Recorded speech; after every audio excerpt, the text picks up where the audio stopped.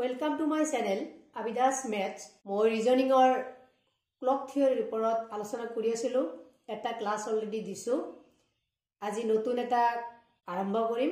যোৱা ক্লাছত মই শিকাইছিলো যে ঘড়ীৰ কাটা দুডালে কেতিয়াবা 90 ডিগ্ৰী কোণ কৰিব কেতিয়াবা এটা আনটোৰ লগত মিলিত হ'ব কেতিয়াবা দুটা দুফালে থাকিলে 180 ডিগ্ৰী কোণ সৃষ্টি কৰিব বা কেতিয়াবা বেলেগ বেলেগ কোণো সৃষ্টি কৰিব পাৰে এনেকুৱা কোৱেশ্চন থাকে যে দুটা সময় দিয়া থাকিব দুটা টাইম দিয়া থাকিব সেই টাইমৰ মাজত ঘড়ীৰ কাটা দুডালে কেতিয়া 90 ডিগ্ৰী কোণ কৰিব 90 ডিগ্ৰী কোণ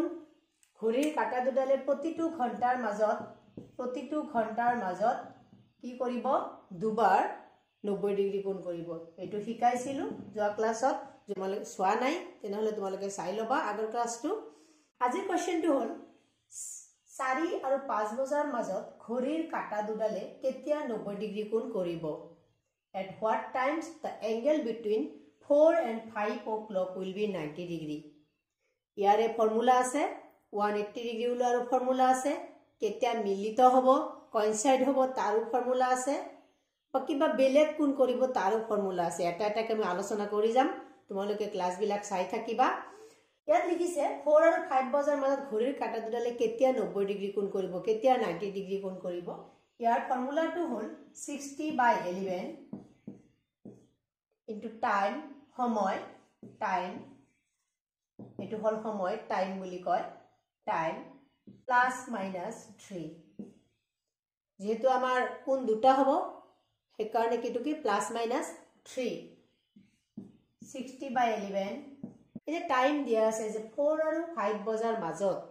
যেটো ফাৰ্স্ট থাকিব যেটো থাকিব সৰু যেটো হ'ব হেতু আমি এতে লিখিম এনে টাইমটো কি লিখিম 4 প্লাস 3 এবাৰ লিখিম আৰু এবাৰ লিখিম 60/11 4 minus 3 দুটা আনসাৰ আহিব 60/11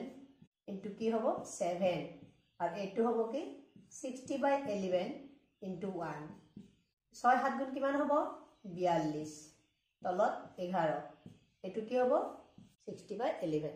এটো যেতিয়া হৰণ কৰা যাব এটো কি হ'ব 5 বাৰ যাব 5 বাৰ 5 11 গুণ 55 5 বাকি থাকে 11 5 11 jar 55 remainder 5 আৰু 11 next এটো যদি ডিভাইড কৰা যায় 3 বাৰ যাব 3 11 গুণ 33 42 ৰ পৰা 33 বিয়োগ কৰিলে 9 9 টি শূন্য হলে 90 8 11 গুণ 88 থাকিল কিমান বাকি 90 পৰা 88 বিয়োগ কৰিলে 2 11 এতিয়া আমাৰ আছিল 4 বাজি তেনেহলে এই যে 4 বাজিৰ লগত এটো আমি কি কৰিব লাগিব যোগ কৰিব লাগিব তাৰ মানে আমাৰ টাইমটো কি হ'ব 4:38 ইমান সেকেন্ডত কি হ'ব ঘড়ীৰ কাটা দুডালে 90 ডিগ্ৰী কোণ কৰিব আৰু এটা কি 4:05 ইমানত ঘড়ীৰ কাটা দুডালে 90 ডিগ্ৰী কোণ কৰিব ইমান সেকেন্ডত ঘড়ীৰ কাটা দুডালে কি কৰিব 90 ডিগ্ৰী কোণ কৰিব এটা হল এটো আৰু এটা হল এটো তেনেহলে মনত ৰাখিব লাগিব যে ঘড়ীৰ কাটা দুডালে প্ৰতিটো ঘণ্টাৰ মাজত দুবাৰ 90 ডিগ্ৰী কোণ কৰে ইয়াত যেনেকৈ 4 আৰু 5 বজাৰ মাজত উলাইছো নেক্সট আৰু এটা কোৱেশ্চন কৰো ভালকে ক্লিয়াৰ হ'ব নেক্সট কোৱেশ্চনটো লিখিছো 6 আৰু 7 বজাৰ মাজত ঘড়ীৰ কাটা দুডালে কেতিয়া 90 ডিগ্ৰী কোণ কৰিব at what times the angle between 6 and 7 o'clock will be 90 degree formula একে 60/11 সময় plus minus 3 time plus minus 3 তেনেহলে আমাৰ ইয়াত দুবাৰ আহিব আগত কোৱাৰ নিচিনাকে যেটো সময়টো কোনটো ধৰিম প্ৰথম যেটো হেতু ধৰিম ফাৰ্স্টটো আমি ধৰিম টাইমটো তেনেহলে ইয়াত হ'ব 6 প্লাস 3 এটা আহিব আৰু এটা কি আহিব 60/11 6 minus 3 plus minus 3 মানে এবাৰ প্লাস আহিব এবাৰ মাইনাস আহিব 60/11 into 9 এটো আহিব কি 60/11 into 3 6 minus 3 equal to 3 6 9 গুণ কিমান 6 11 হৰণ এইটো 180 11 হৰণ এইটো হৰণ কৰিলে কিমান থাকিব 11 হৰণ কৰিলে একবাৰ বাকি কিমান থাকে 70 তেনেহলে 6 11 গুণ 66 4 থাকিব বাকি 11 নেক্সট এইটো যদি হৰণ কৰা যায় এইটোত কিমান থাকিব 4 বাৰ 4 11 গুণ 44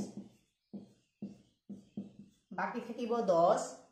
ইঠিত শূন্য বহালে 100 হ'ব 9 11 গুণ 99 1 থাকিব বাকি 11 তেনেহলে আমাৰ আনসাৰটো কি হ'ব আনসাৰটো হ'ব প্ৰথমটো ধৰিব লাগিব 6 বাজি ইমান মিনিট ইমান সেকেন্ড এটো এটা আৰু এটা 6 বাজি 16 মিনিট এই দুটাহে আনসাৰ হ'ব এই দুটাহে কি হ'ব এই দুটা সময়ৰ মাজত ঘড়ীৰ কাঁটা দুডালে দুবাৰ 90 ডিগ্ৰী গুণ কৰিব যেতিয়া ইমান বাজিব আৰু একবাৰ ইমান বাজিব তো আশা কৰো তোমালোকে বুজি পাইছা যে 90 ডিগ্ৰী কোণ কৰিবলৈ হলে ঘড়ীৰ কাঁটা দুডালে কেনেকুৱাকে থাকে ফৰ্মুলাটো কি মই 90 ডিগ্ৰীটো শিকালো নেক্সট ক্লাছত মই 180 ডিগ্ৰী শিকাম তাৰ পিছত